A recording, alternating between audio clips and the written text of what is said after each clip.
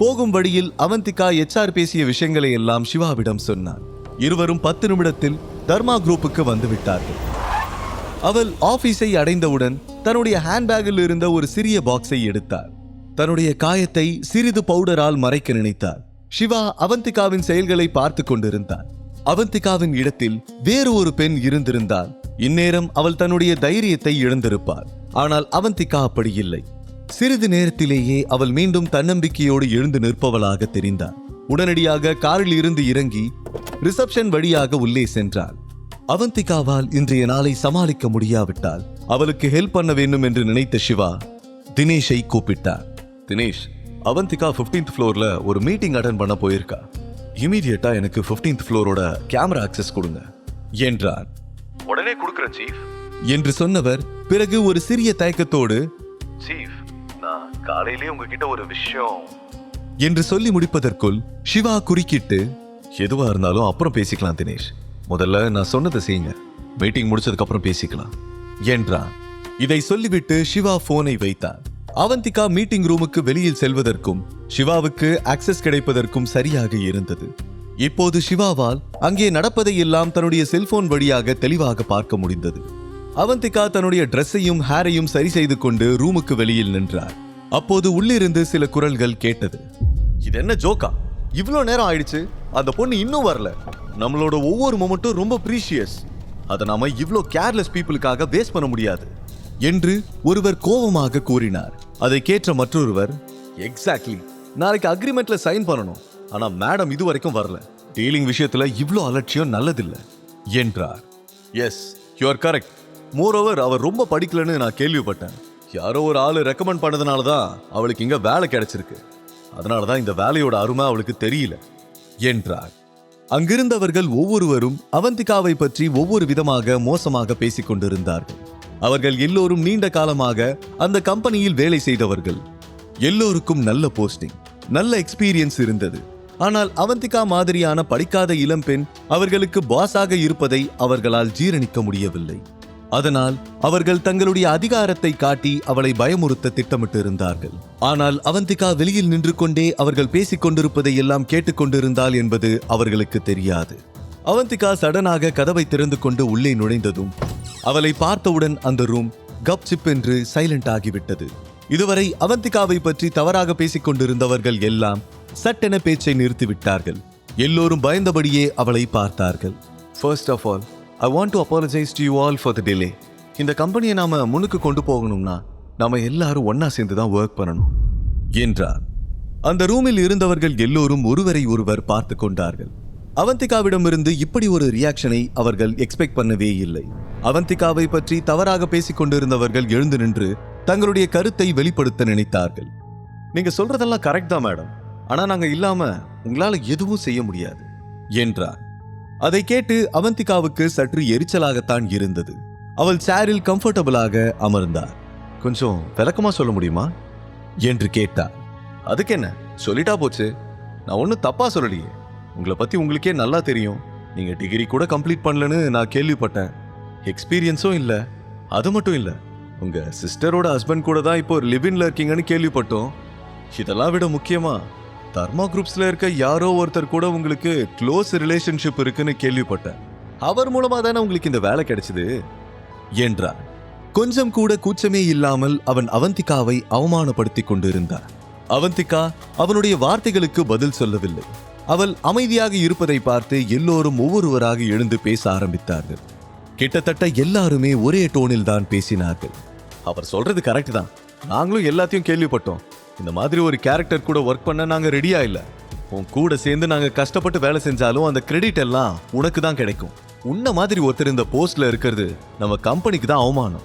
ஒழுங்கா நீயாவே இந்த வேலையை ராஜினாமா பண்ணிட்டு போயிடு, இல்லனா நாங்க எல்லாரும் இந்த வேலையை விட்டு போக வேண்டியிருக்கோம் என்று எச்சரித்தார்கள்.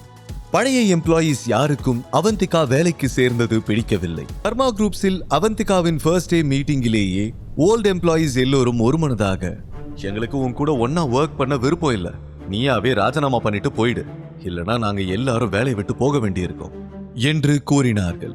அவந்திகா அதை எப்படி ஹேண்டில் செய்ய போகிறாள் என்று தெரியாமல் சிவா சிசிடிவி காட்சிகளை சீரியஸாக பார்த்து கொண்டிருந்தார். அவந்திகா போல்டாக, so you all want to resign, right? என்று கூறி தொடர்ந்தவள், மொத்தமா 17 பேர் இருக்கீங்க. அப்படின்னா இன்னைக்கு ஈவினிங்குள்ள எனக்கு 17 ராஜினாமா லெட்டர்ஸ் வந்தாகணும். அப்புறம் நான் உங்களுக்கு ஒரு அஷூரன்ஸ் தரேன், அந்த 17 ராஜினாமா லெட்டரும் என்னால அப்ரூவ் பண்ணப்படும் என்று அழுத்தமாக சொன்னார். அவந்திகாவின் இந்த பதிலை அவர்கள் யாருமே துளி கூட எதிர்பார்க்கவில்லை. எல்லோரும் ஸ்டன் ஆகி மேற்கொண்டு என்ன பேசுவதென்று தெரியாமல் அவந்திகாவையே பார்த்து கொண்டிருந்தார்கள். சிறிது நேரம் அந்த இடத்தில் ஒரு டீப் சைலன்ஸ் நிலவியது. அவர்கள் பேசிய பேச்சுக்கு அவந்திகாவின் இடத்தில் வேறு யாராவது இருந்திருந்தால் அழுது கொண்டே அந்த ரூமை விட்டு வெளியே சென்றிருப்பார்கள். ஆனால் அவந்திகா வித்தியாசமாக நடந்து கொண்டார். அங்கிருந்த எல்லோருமே அவந்திகாவின் கான்பிடன்ஸை பார்த்து பிரமித்து விட்டார்கள்.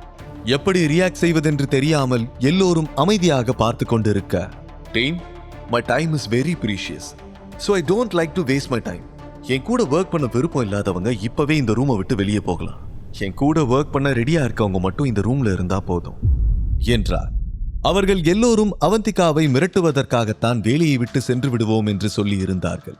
ஆனால் நிஜமாகவே அவள் வேலையை விட்டு போக சொன்ன பிறகு அவர்கள் அவந்திகாவை பார்த்து பயப்பட ஆரம்பித்து விட்டார்கள். யாருமே சேரில் இருந்து எழக்கூட துணியவில்லை. சரி, நீங்க எல்லாரும் அமைதியா இருக்கிறத நான் சம்மதமா எடுத்துக்கிறேன்.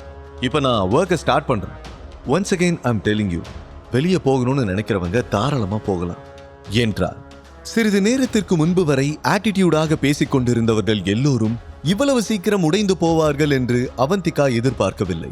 அது அவந்திகாவின் செல்ஃப் கான்பிடன்ஸை மேலும் அதிகப்படுத்தியது.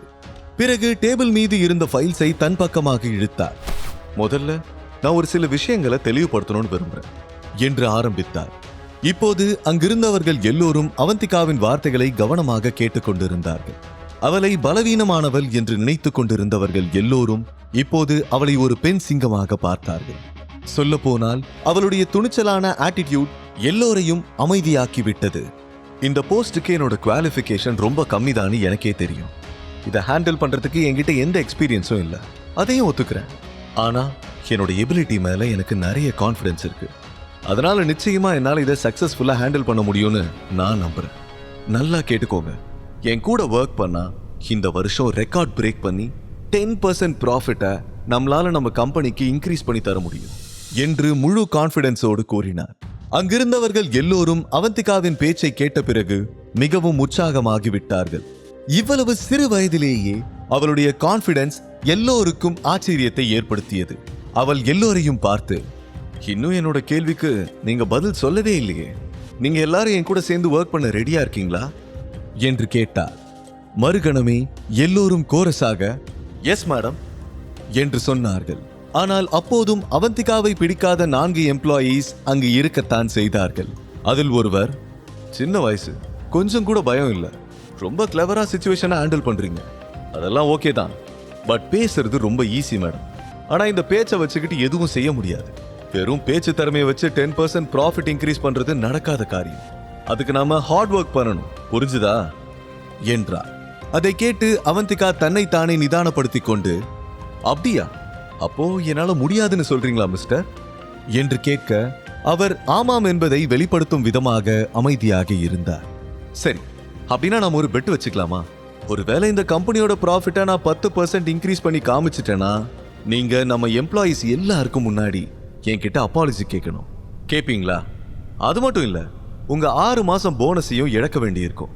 இந்த பெட்டுக்கு சம்மதமா என்று கேட்க, அதற்கு அவர், ஒருவேளை நீங்க இதுல தோத்துட்டா என்று கேட்டார்.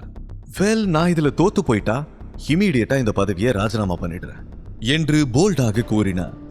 அங்கிருந்தவர்கள் எல்லோரும் அவந்திகாவை ஆச்சரியத்தோடு பார்த்தார்கள். அங்கிருப்பவர்களில் ஒரு சிலர் அந்த கம்பெனியில் 10 வருடங்களாக வேலை செய்து கொண்டிருந்தவர்கள். ஆனால் இதுவரை அவந்திகா போன்று ஒரு துணிச்சலான பெண்ணை அவர்கள் சந்தித்ததே இல்லை. சிவா காரில் இருந்தபடி அவந்திகாவின் அணுகுமுறையை பார்த்து கொண்டிருந்தான். அவனுக்கு மிகவும் பெருமையாக இருந்தது. அவள் அங்கிருந்த சிச்சுவேஷனை ஹேண்டில் செய்த விதத்தை பார்த்த பிறகு அவனுக்கு அவள் மீது இருந்த மரியாதை அதிகரித்து விட்டது. அவனுடைய சந்தோஷத்துக்கு எல்லையே இருக்கவில்லை. அவன் உடனே காரில் இருந்து இறங்கி லிப்ட் மூலம் 15வது மாடியை அடைந்தான். 1 மணி நேர மீட்டிங்கிற்கு பிறகு அவந்திகா மீட்டிங் ரூமை விட்டு வெளியே வந்தாள். சிவா அவளுக்காக அங்கேயே காத்திருந்தார். அவள் வெளியே வருவதை பார்த்தவுடன் சிவா அவளுக்கு அருகில் சென்று அவள் தோள்களில் கை வைத்து, ஃபர்ஸ்ட் டே எப்படி போச்சு? உனக்கு ஒன்றும் கஷ்டமா இல்லைல்ல? என்று எதுவும் தெரியாதது போல கேட்டான். சிவா மேற்கொண்டு பேசுவதற்குள் தினேஷிடமிருந்து அவனுக்கு ஒரு ஃபோன் கால் வந்தது. சிவா போனை அட்டென்ட் செய்து காதில் வைக்க, சீஃப், மீட்டிங் நல்லபடியா முடிஞ்சதில்ல. இப்ப நான் பேசலாமா? நான் உங்ககிட்ட ஒரு முக்கியமான விஷயத்தை பத்தி பேசணும் என்று தயக்கத்தோடு இழுத்தார். சிவா அவந்திகாவை பார்த்தபடி ஒரு சில வினாடிகள் யோசித்தான். பின் அவரிடம், முழு கதையையும் கேட்டு மகிழ பாக்கெட் FM ஏபி டவுன்லோட் செய்யுங்கள். லிங்க் டிஸ்கிரிப்ஷனில் கொடுக்கப்பட்டுள்ளது.